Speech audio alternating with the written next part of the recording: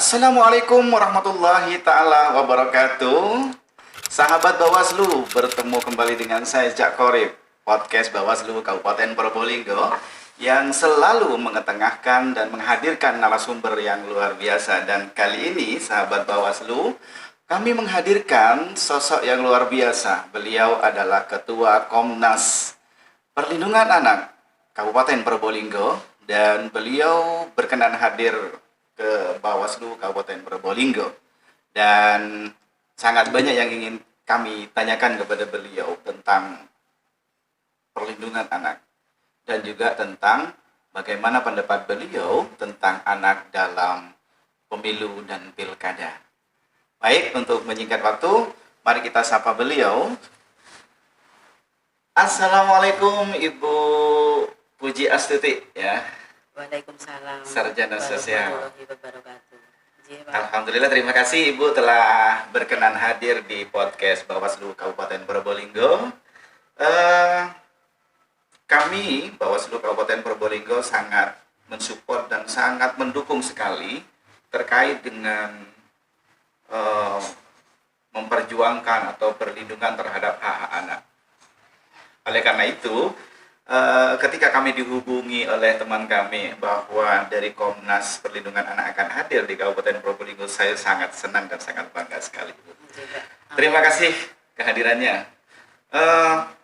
Ngomong-ngomong terkait dengan perlindungan anak secara umum, sebelum tema ini kita tanyakan kepada Ibu, saya ingin tanya dulu terkait dengan profil Ibu sebenarnya. Ibu sejak kapan sih peduli terhadap anak?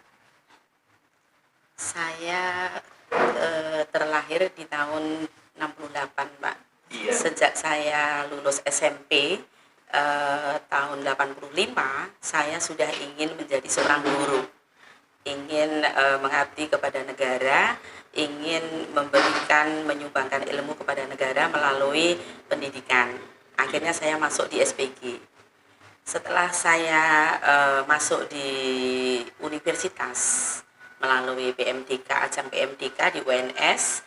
UNS itu di mana? Solo ya? Surakarta. Oh, Surakarta. Surakarta, Jawa Tengah. Jawa Tengah. Iya, tahun 94 dalam pemilihan bakat dan minat PMDK itu saya masuk, Pak, di tahun 94, angkatan 94. SK saya langsung kolektif dari kampus, yaitu jatuh di Gorontalo, Sulawesi. Di sana saya tidak cocok dengan kultur ya, Pak. Dengan kultur kebudayaan tidak cocok ya. Tidak cocoknya seperti ini, bukan karena kita membeda-bedakan, bukan ya, ini masih Indonesia. Bukan, namanya aktivis itu dimanapun berada harus siap. Tapi saat itu memang belum siap untuk menjadi aktivis. Ya, masih tenaga pengajar saja. Nah, setelah saya tidak cocok di sana, saya pulang.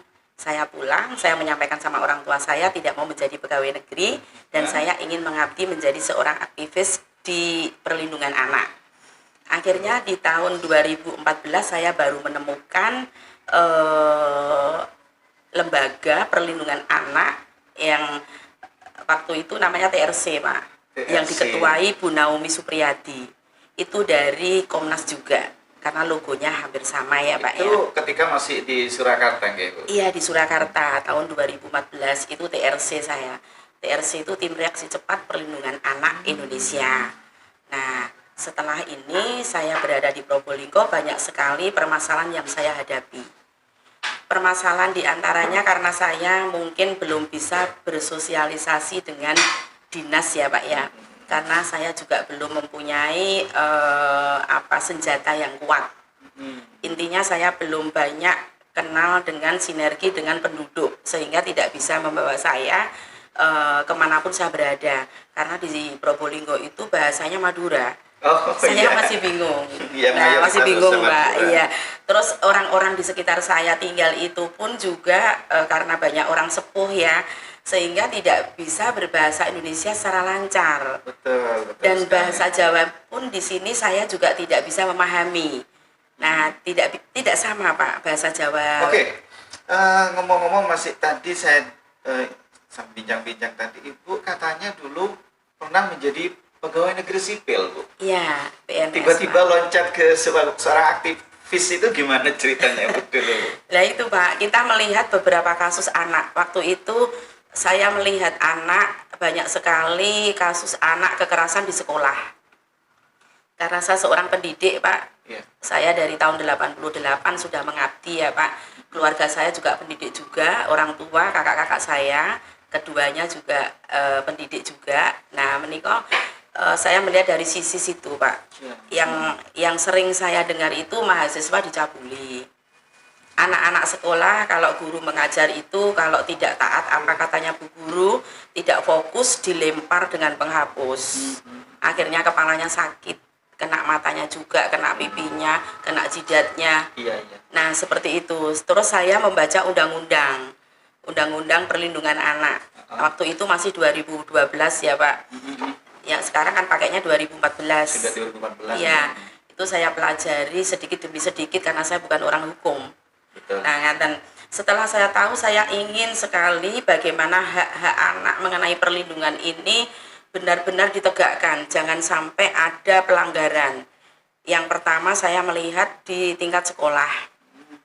Nah, setelah saya melihat seperti itu, saya ingin mengabdi memang di menjadi aktivis ya Pak, di aktivis perlindungan anak ini. Saya minta sama Pak Aris Merdeka Sirait sebagai Ketua Umum Komnas Anak Pusat ya, Iya. yang namanya LPA Pusat itu yang di pusat Pak, namanya LPA Pusat. LPA Pusat. Tapi yang menjalankan aktivitas di lapangan itu namanya Komnas Anak. Komnas Anak. Iya, atau Komisi Nasional Perlindungan Anak Indonesia. Nah, alhamdulillah insya Allah tanggal 20 November 2020 sepekan ke depan, insya Allah kami pengurus akan dikukuhkan Iya, oleh iya. Pak Aris Merdeka Sirait. Di mana itu rencananya? Insya Allah Pak, insya Allah karena izin belum keluar ya Pak, insya Allah dilaksanakan di Pendopo Kabupaten. Pendopo Kabupaten. Insya Allah di sana. Nah, alhamdulillah juga saya sudah mempunyai 12 pengurus Pak. 12 pengurus yang nanti bekerja sesuai dengan job description yang sudah ada, yang sudah ditentukan dari komisioner pusat. Iya. Ada yang bertugas sebagai LBH, ada yang bertugas sebagai advokasi hukum dan reformasi, ada juga yang bertugas untuk bersinergi dengan lembaga-lembaga lain, ada yang bertugas sebagai konseling. Semuanya sudah, ada. Sudah lengkap Bu ya kepengurusannya Ibu Iya ya? Pak, alhamdulillah. Untuk di Kabupaten sampun. Probolinggo. Iya. Ibu, alhamdulillah luar biasa Ibu ini dulu sebenarnya adalah PNS yang kemudian lebih tertarik mengabdikan diri untuk memperjuangkan hak-hak anak, dan sampai saat ini beliau di Kabupaten Probolinggo bersama kawan-kawan pengurus yang akan dikukuhkan pada tanggal berapa Bu? 20 November. Tanggal 20 November yang rencananya akan dikukuhkan di Pendopo Kabupaten Probolinggo. Semoga bisa direalisasikan dan bisa bekerja dengan baik Bu ya. Amin. Bisa Amin. memperjuangkan hak-hak anak. Sahabat Bawaslu dimanapun Anda berada, kita ingin lanjut ke pembicaraan tentang Komnas Anak. Apa yang akan dilakukan oleh Ibu nanti ketika telah dikukuhkan dan kemudian di Kabupaten Probolinggo untuk menegakkan hak-hak anak ini Bu? Begini Pak, setelah nanti kita dikukuhkan tanggal 20 November 2020, hal yang pertama yang akan saya lakukan sebagai ketua kabupaten, saya akan mengurus, kemudian menghimpun pengurus-pengurus yang ada di tiap kecamatan. Kenapa harus saya buat? Karena kasus anak ini terlalu lamban ditangani di sini. Iya, iya. Terlalu lamban. Jadi kalau ada pengurus yang di tingkat kecamatan, insya Allah ini nanti akan segera teratasi. Karena kasus anak ini tidak hanya kekerasan, Pak. Betul. Tidak hanya kekerasan. Dan saya pun kalau minta berapa kasus yang menimpa anak, itu tidak diberi secara rinci. Kasus anak ini kan tidak hanya kasus kekerasan, Pak. mengenai pelanggaran hak anak, misalnya sandang pangan ya, yang menjadi kewajiban orang tua yang harus dipenuhi yang ada di dalam Undang-Undang Perlindungan Anak Nomor 35 2014 ini tidak tercukupi. Seharusnya ini yang melakukan survei di lapangan itu adalah kami, karena kami itu benar-benar menindaklanjuti apa yang menjadi program pemerintah, misalkan PKH. Nah, PKH ini kalau misalkan ada yang mendapatkan Pak, ini terkadang sekolah di SD itu kepala sekolahnya ditanya, Pak, PKH ini seperti apa? Padahal pihak sekolah tidak mengetahui. Nah, ini kesenjangan yang seperti ini yang harus kita pelajari ya Pak ya. Saya ingin supaya hak anak yang mengenai sandang pangan, supaya tujuan pendidikan nasional ini tercapai, ini kita nanti ikut membantu, ikut terlibat di dalamnya untuk menangani kasus anak yang mana kemarin itu juga saya sudah datang di Polres Kabupaten Probolinggo. Bapak Paulus sebagai Kabag Hukum itu minta MOU. Alhamdulillah Pak, iya. Nanti MOU ya Bunda ya. Kalau misalkan sudah dari Mabes ada ya silahkan. Dari Polda, amin Pak, sudah. Alhamdulillah semalam sudah saya sampaikan di pusat, alhamdulillah sudah ada MOU. Nah, menikah jadi pihak kepolisian sudah meminta untuk MOU, kemudian untuk dinas pendidikan ini juga MOU Pak. Sudah mulai ini ya? Iya, sebenarnya dari tahun kemarin Pak, sejak Kepala Dinas Pendidikan itu Bu Dewi Korina, itu kita sudah sering mengadakan giat. Karena beliau sangat mengapresiasi saya ya Pak ya, waktu itu meskipun single factor ya, saya sosialisasi sendiri Pak. Saya datang ke sekolah, mendatangkan orang tua murid, saya didampingi Pak Camat, kemudian Kapolsek, ya siapapun dari kepolisian.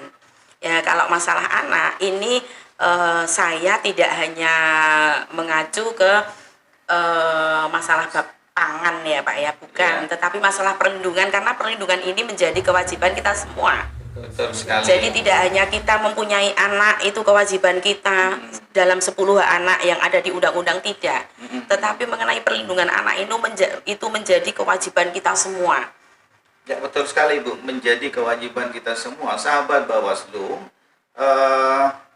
sangat betul apa yang disampaikan oleh Ibu Puji Astuti bahwa terkait dengan perlindungan hak anak itu menjadi kewajiban kita semua. Itu kenapa kemudian Ibu Puji Astuti mengajak semua jajaran lembaga formal non formal, bahkan akan membentuk lembaga Komnas Anak sampai ke tingkat desa, kecamatan. Ya, luar biasa. Kemudian Ibu, saya apresiasi, Bawaslu mengapresiasi atas apa yang dilakukan oleh lembaga apapun yang mengutamakan atau memperjuangkan hak-hak perempuan dan anak, terutama hak anak ini. Oleh karena itu Bawaslu juga ikut mendukung, di mana kemudian Bawaslu juga punya ruang untuk menyampaikan sosialisasi terkait dengan pemilu, pilkada, dan anak. Nah ini terkait dengan pemilu dan pilkada atau pemilihan tuh. Seringkali terjadi di masa pemilu dan pilkada itu istilahnya anak dijadikan sebagai objek. Seringkali anak menjadi subjek pelanggaran karena bukan kehendak dari anak itu, kehendak dari pihak luar untuk melakukan pelanggaran pemilu dan pilkada. Kemudian anak bahkan seringkali diturut sertakan dalam masa-masa kampanye yang kemudian seharusnya bukan merupakan ruang dia. Dia masih anak-anak, tetapi secara halus dipaksa untuk mengikuti. Nah, ini gimana pendapat Ibu tentang hal tersebut? Saya sangat tidak setuju, Pak. Jadi seandainya nanti kita menemukan pelanggaran-pelanggaran yang dilakukan dari beberapa partai ya dalam ajang pemilu nanti sebelum pemilu ya, itu nanti untuk memakai anak itu sebagai subjek, sebagai garda utama, biasanya begitu Pak. Betul, ya. Itu kami akan mengusut tuntas, jangan sampai ada pengulangan untuk yang kedepannya. Ya. Seperti itu Pak, karena kita tidak bisa ya Pak ya, mereka tidak bisa, tidak bisa. Tetapi tolong diketahui bahwa dunia anak ini adalah dunia bermain. Iya, betul sekali. Nah, dunia anak ini dunia bermain. Nah, ini kalau sudah menjadikan anak sebagai subjek untuk untuk pemilihan umum ya, untuk pemilu, pilkada, pilkades ya. Ini saya sangat tidak setuju. Dan di sini Pak, di Probolinggo ini khususnya di pedesaan. Iya. Di pedesaan jika akan ada pilkades ya Pak, itu saya sudah keliling di kampung-kampung, di desa-desa Pak, dengan naik motor sendirian. Terkadang Iya. saya juga duduk di pinggir sungai ngawasin mengawasi pergerakan anak yang dilibatkan dalam Kontestasi judi politik Pak, ya. judi Oh, iya. burung itu Pak, burung dengan sabung ayam. Nah, ini setelah saya gali data, ternyata ini dari beberapa calon apa itu namanya di sini Pak petinggi ya. Petinggi, calon Nah, calon kepala desa. kepala desa petinggi itu. Nah, saya gali data. Yang pertama adalah faktor pendidikan, Pak. Faktor pendidikan. Iya, faktor pendidikan ini sangat menunjang sekali. Misalkan untuk calon kepala desa dengan hanya bermodal ijazah paket C. Nah, ini saya rasa sangat tidak mendukung sekali. Jadi saya ingin meminta bupati supaya nanti dalam pemilihan pilkades ya, kalau bisa calon-calon yang mendaftar ini itu jangan ada ijazah paket C. Karena ini sangat menunjang sekali Pak. SDM itu sangat berpengaruh karena ini pimpinan Pak. Menunjang untuk melakukan pelanggaran atau melanggar terhadap perlindungan hak anak. Iya, terbukti banyak sekali. Ini kasus judi burung ya, burung merpati.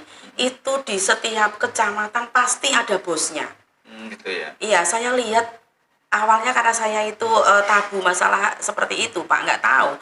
Saya biasanya hidup di kota besar ya. Iya. Di sini loh, itu burung awalnya saya tertarik. Burung itu kok lari ke sana, kok dipegang, anak kecil disuruh lari, Iya. nanti dikasih uang segepok sudah dipersiapkan. Anak kalau dicekokin uang, kan namanya anak belum bisa mencari nafkah, dicekokin uang seberapapun besarnya, ya tertarik. Tarik dan Apalagi dalam pilkada ini dikasih uang 30.000 untuk Iya. untuk bensin, wah senang sekali. Tetapi pihak-pihak lain yang tidak memikirkan ya Pak ya, memikirkan anak misalkan usia 15 tahun, 16 tahun, yang kategorinya masih anak ya, Iya, di betul. maksimal 18 tahun ya. Nah, ini tidak berpikir kenapa kok dijadikan garda utama biasanya, Pak. Karena anak ini usia segitu itu yang dicari adalah jati diri. Ya. Ingin mencari jati diri dan tidak memikirkan dampak negatifnya. Misalkan nanti kalau terjadi suatu masalah, Ya. musibah, ini di luar dugaan. Ya, padahal Iya. kan ini ya, ketika anak dijadikan garda terbang untuk melakukan sebuah pelanggaran pilkada atau pemilu, maka dia mencari jati dirinya justru jati diri yang salah, yang keliru, salah, yang justru iya. melanggar undang-undang dan aturan pemerintah, sehingga menjadi sebuah perilaku yang kemudian pada akhirnya dia menjadi pelaku pelanggaran untuk selanjutnya. Ya, padahal belum tahu pelanggaran apa yang saya lakukan. Iya, betul. Belum tahu. Betul, padahal sebuah Iya. pelanggaran sudah Iya. ditanamkan gitu ya. Jadi, Iya, alhamdulillah Ibu luar biasa terkait dengan ini. Bawaslu Kabupaten Probolinggo sekali lagi terus mendukung upaya dari lembaga pemerintah dan non pemerintah untuk memperjuangkan hak-hak atas anak, terutama ketika di masa pemilu dan pilkada, untuk tidak menjadikan anak sebagai subjek pelanggaran pemilu dan pilkada. Ibu terima kasih atas kehadirannya, dan satu kali lagi terakhir pernyataan penutup atau closing statement Ibu terhadap perjuangan perlindungan hak-hak anak. Monggo Bu, statement penutupnya. ya, saya menginginkan Kabupaten Probolinggo ini bersih dari pelanggaran hak-hak anak seperti yang tertuang dalam Undang-Undang Perlindungan Anak Nomor 35 2014. Itu ya, Pak. Alhamdulillah, terima kasih Ibu atas kehadirannya sekali lagi. Terima kasih. Dan sahabat Bawaslu dimanapun Anda berada, di penghujung acara kita podcast Bawaslu Kabupaten Probolinggo bersama Cak Korib telah menghadirkan sebuah lembaga yang luar biasa yang benar-benar memperhatikan hak-hak terhadap anak, yaitu Komnas Perlindungan Anak Indonesia yang di Kabupaten Probolinggo sudah ada. Dan sekali lagi terima kasih Ibu Puji Astuti, Ketua Komnas Perlindungan Anak di Kabupaten Probolinggo bersama teman-teman yang lain yang hadir mendampingi beliau. Dari saya Cak Korib, Bawaslu Kabupaten Probolinggo, wallahu muwaffiq ila aqwamit thoriq. Wassalamualaikum warahmatullahi wabarakatuh.